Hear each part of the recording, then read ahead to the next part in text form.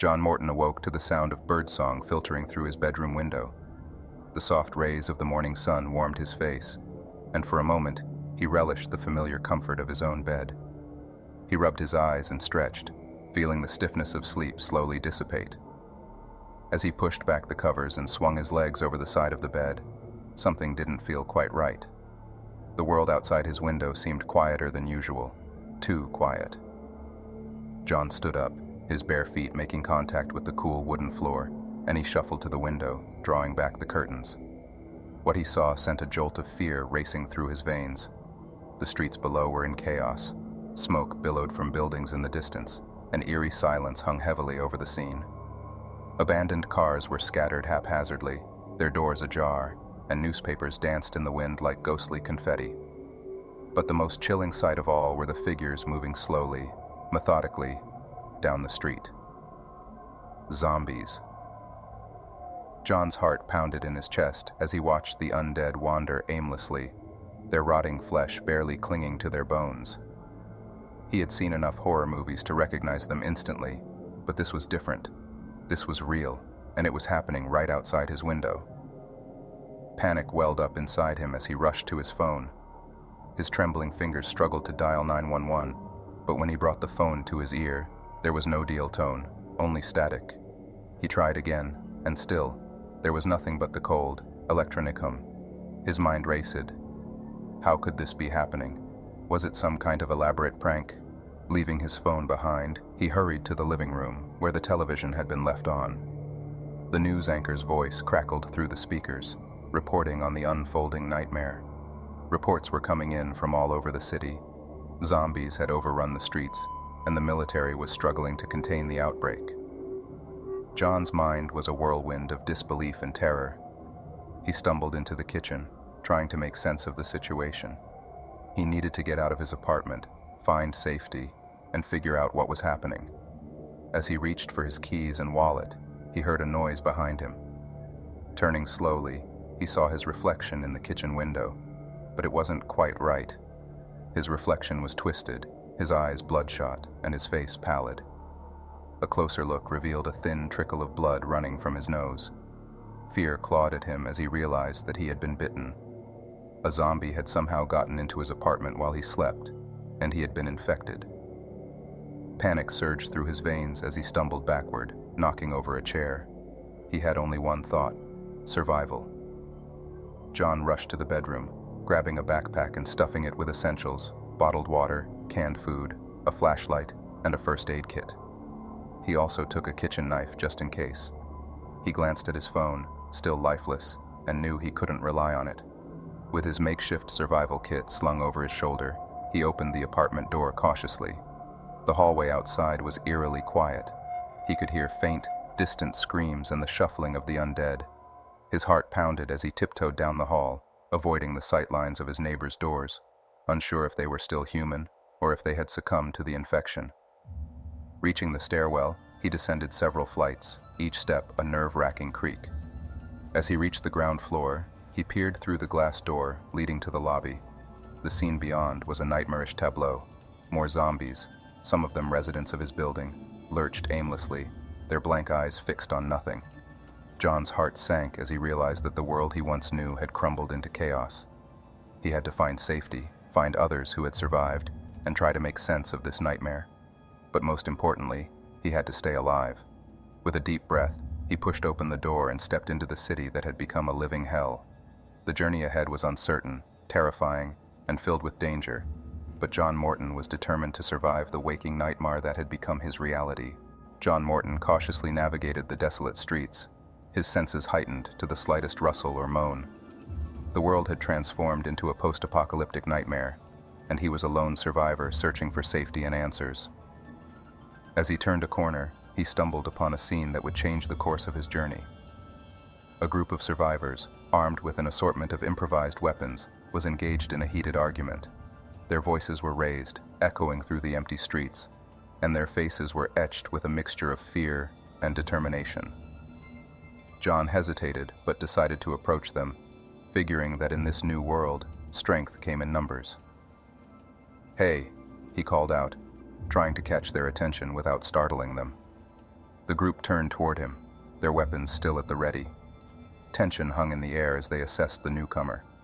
One of the survivors, a tall man with grizzled facial hair and a determined look, stepped forward. "Who are you, and what do you want?" John raised his empty hands, making it clear that he posed no threat. "My name is John.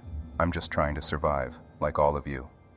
I saw your group and thought maybe we could help each other." The leader's name was Mark, and he eyed John cautiously. "Surviving ain't easy these days. What skills do you bring to the table?" John quickly recounted his experience as a handyman and his knowledge of basic first aid.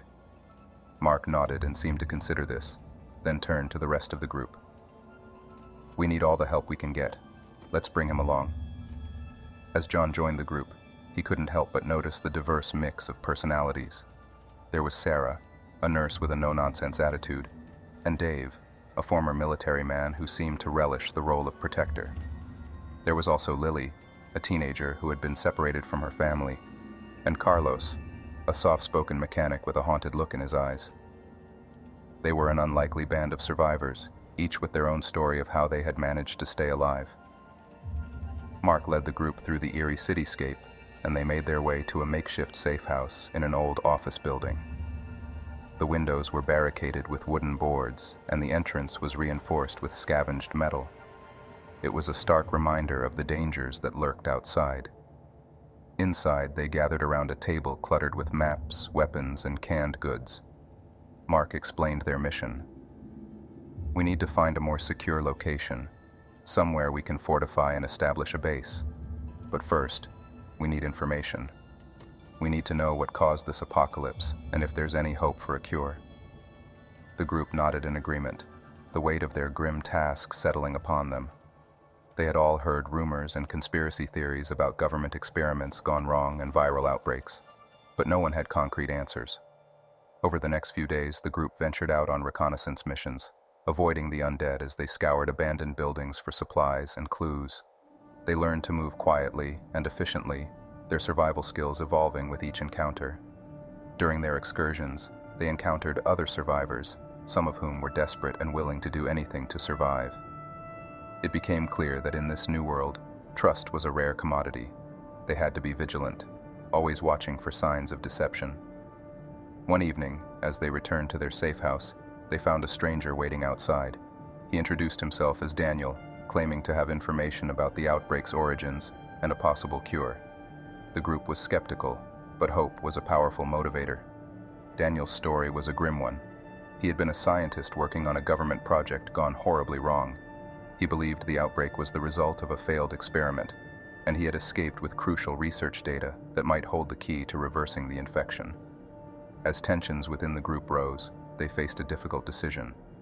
Could they trust Daniel and follow his lead in the hope of finding a cure? Or was he just another desperate survivor looking for safety and companionship? John found himself torn, caught between the desire for answers and the fear of leading his newfound friends into a trap. As they debated their next move, the distant moans of approaching zombies served as a haunting reminder that their world had become a dangerous and unpredictable place. In this new reality, they were all hunters and prey, and every decision they made could mean the difference between survival and becoming one of the undead. The group had formed out of necessity, but they were about to face their greatest test yet, deciding whom to trust in a world where trust was in short supply. As the days turned into weeks, John Morton couldn't shake the feeling that something was amiss within the group of survivors. The sense of camaraderie that had initially bound them together began to fray as tension and suspicion festered beneath the surface. The more he observed, the more he realized that not everyone was being completely honest. One evening, after a particularly tense argument about their next move, John decided to confront Mark. They had been discussing whether to trust Daniel's information about a possible cure when Mark had vehemently insisted on following Daniel's lead. "Mark," John said as they stood apart from the group, their voices hushed to avoid eavesdropping ears. "I've got a bad feeling about Daniel. Something just doesn't add up." Mark regarded John with a furrowed brow. "What do you mean?"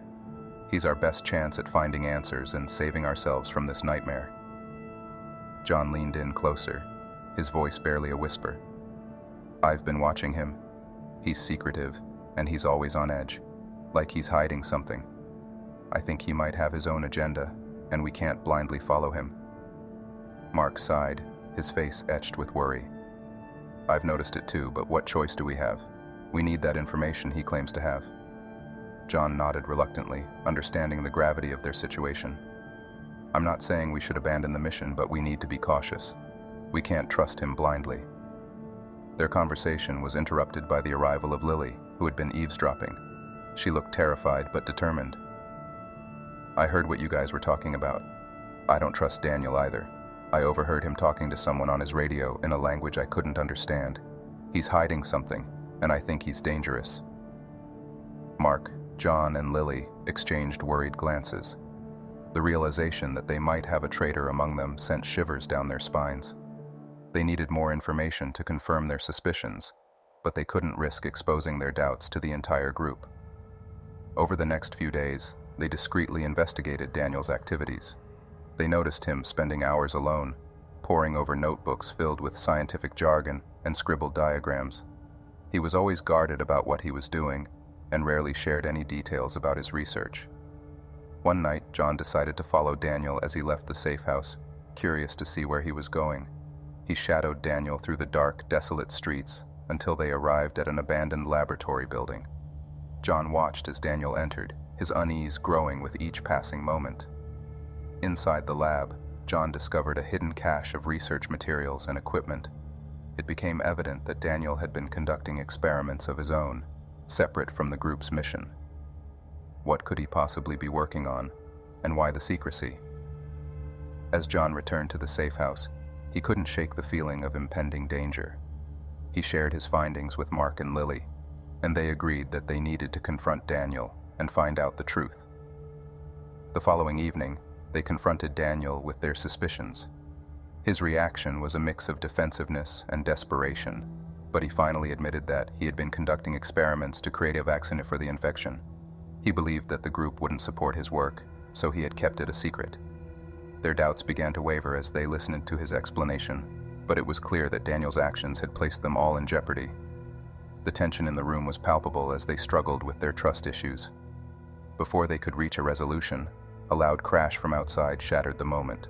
The group rushed to the windows where they saw a horde of zombies closing in on their safe house. It was a nightmarish sight, a relentless wave of death bearing down on them.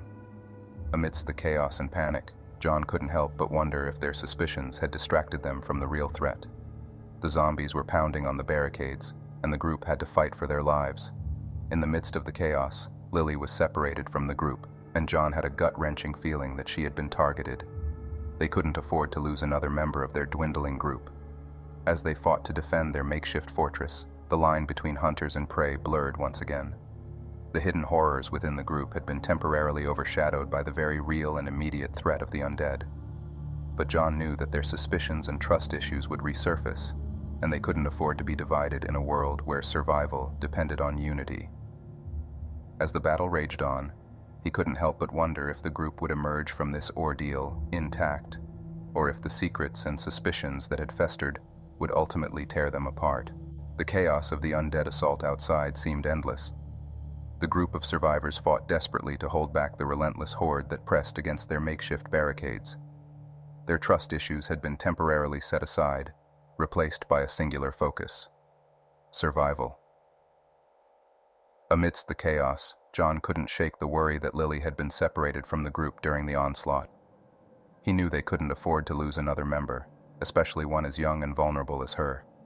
He shouted her name, hoping to hear her response, but all he could hear was the deafening roar of the approaching undead. As the barricades strained against the weight of the zombies, the group realized that they were on the brink of being overrun. The situation was dire, and they needed to find a way out, fast. Mark, still wielding a fire axe, shouted, "We need to retreat, find another exit, and regroup. There's an old subway station a few blocks from here. It might provide some cover." With the group's unanimous agreement, they abandoned their besieged safe house and made a run for the subway station. The streets were fraught with danger, and they were forced to fight their way through pockets of undead that lurked around every corner. As they reached the subway entrance, they slammed the heavy doors shut behind them, momentarily safe from the pursuing zombies.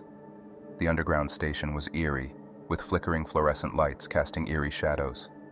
They knew they couldn't stay there for long, as the undead would eventually find a way in. Gathering their wits, the group realized they needed a plan. It was during this time of respite that Daniel finally opened up about his research. He explained that he had been working on a vaccine, but it was far from complete. He needed access to a well-equipped lab to synthesize it properly. Their hopes for a cure, despite the tension of the previous days, had not entirely faded. They agreed to help Daniel find the lab he needed, believing it was their best chance for survival. The group's trust issues were momentarily put aside in the face of the greater threat, the undead and the dwindling supplies. As they ventured deeper into the subway tunnels, they encountered new challenges. The tunnels were dark, damp, and claustrophobic. The stench of decay hung heavy in the air, and the echoing moans of zombies in the distance served as a constant reminder of the danger that lurked around every corner. Their journey through the labyrinthine underground was fraught with peril. They had to contend with zombie ambushes, collapsing tunnels, and dwindling supplies. But with every challenge they faced, their determination to find the elusive lab grew stronger. Finally, after what felt like an eternity, they stumbled upon an old research facility. It had been abandoned long before the outbreak, and its neglected state suggested that it might contain the equipment and resources Daniel needed to complete his vaccine. As they cautiously explored the facility, their hopes soared. They discovered a functional laboratory, complete with the necessary equipment. It was a glimmer of hope in a world that had been swallowed by darkness. Daniel wasted no time getting to work, carefully measuring chemicals and conducting experiments, while the rest of the group kept watch for any approaching danger. The hours turned into days, and the tension was palpable as they waited for the results. Then, the breakthrough they had been praying for came. Daniel announced that he had successfully synthesized a potential vaccine. It was a moment of triumph in the face of overwhelming despair, but their celebration was short-lived. As they prepared to leave the research facility, they were confronted by a shocking revelation. Daniel confessed that he had known about the outbreak before it happened, that he had been part of the research team responsible for the virus, and that he had deliberately released it to test the vaccine. The group was stunned, their trust in Daniel shattered. The vaccine he had created might save them, but it was tainted by the knowledge that it had been born from his actions. The sense of betrayal was overwhelming. However, they had no choice but to take the vaccine, as it was their only hope for survival. As the group received their injections, they couldn't help but feel the weight of the decisions they had made and the sacrifices they had endured. Leaving the research facility behind, they emerged into a world forever changed. The outbreak had left scars that would never heal, but they were determined to rebuild and find a way to atone for the sins of the past. In the end, it was a story of survival, betrayal, and the enduring strength of the human spirit. They had faced unimaginable horrors and overcome insurmountable odds, but they had also discovered the resilience of hope in a world overrun by darkness. As they set out to find a new beginning, they carried with them the knowledge that their actions, for better or worse, would shape the uncertain future that lay ahead.